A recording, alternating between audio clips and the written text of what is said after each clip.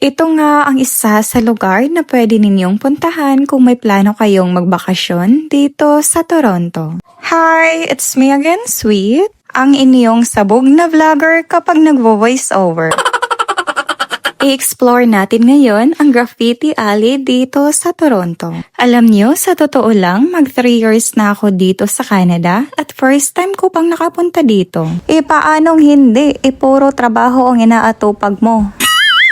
So marami pa talaga tayong hindi napuntahan dito sa Toronto. So kung mahilig kayo sa art, photography, or gusto niyo lang makakita ng kakaibang side ng lungsod, perfect ang lugar na to para idagdag sa inyong itinerary. Hoy, hindi man yan makaon, oy! At kung pupunta nga pala kayo dito, make sure na kumain muna para hindi kayo matulad sa babaeng to.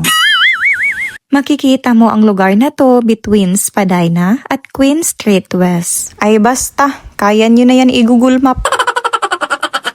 At dahil first time ko dito, sobrang nag-e-enjoy talaga ako habang naglalakad at tinitingnan itong mga art. Mapapasabi ka talaga na grabe, ang galing, it's astounding at jaw-dropping art.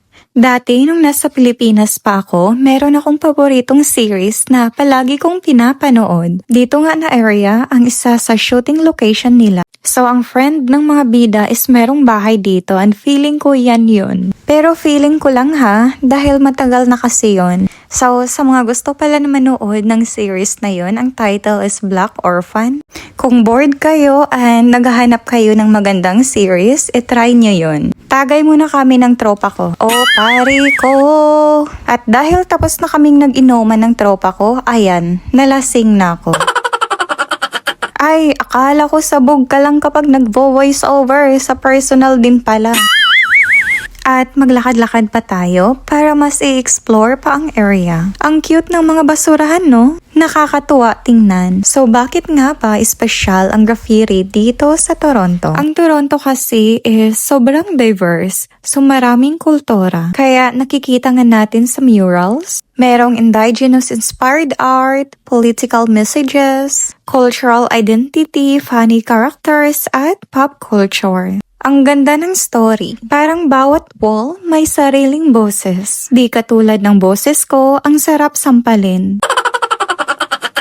Isa nga sa kagandahan pag gumala dito is budget-friendly siya dahil walang entrance fee.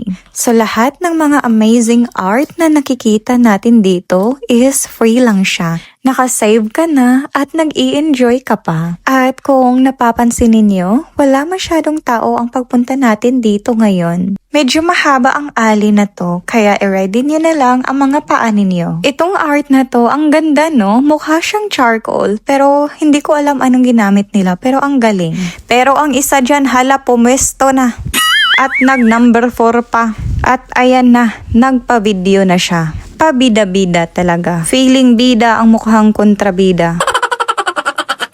Share ko lang pala, kapag walang permission at ginawa sa private property, so vandalism yon. Pero may mga legal walls dito na allowed ang mga artists mag-paint. At meron ngang city program dito na sinusuportahan ang mga murals at local artists. Ang galing no? Talagang nailalabas ang talento ng mga artist dito. Makikita mo talaga ang creativity nila, iba-ibang style, iba-iba ang kwento.